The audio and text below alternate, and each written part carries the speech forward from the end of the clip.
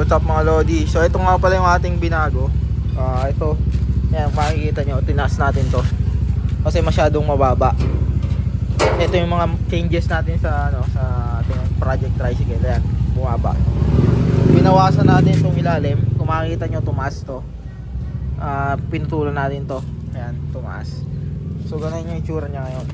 Ayan. Tapos yung mga nadagdag, itong ating mga cover. Yan. Ito. Yan. Yan. So ito yung ito yung mga cover. Halos wala namang nadagdag itong mga itong mga cover na to. Tsaka yung ating binubuo na ilaw. Itong ilaw na to. Ito. Yan.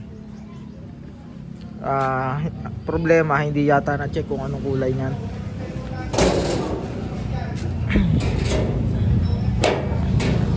So ayun yung ating dinagdag. Ito na yung ating turning light. Maganda yung pagkakalagay niya. Ayan. Sakto-sakto. Pantay naman. Bale, hindi pa natin na-mount yung ating aux light. Doon natin ilalagay yung aux light. Ayan. Yung ating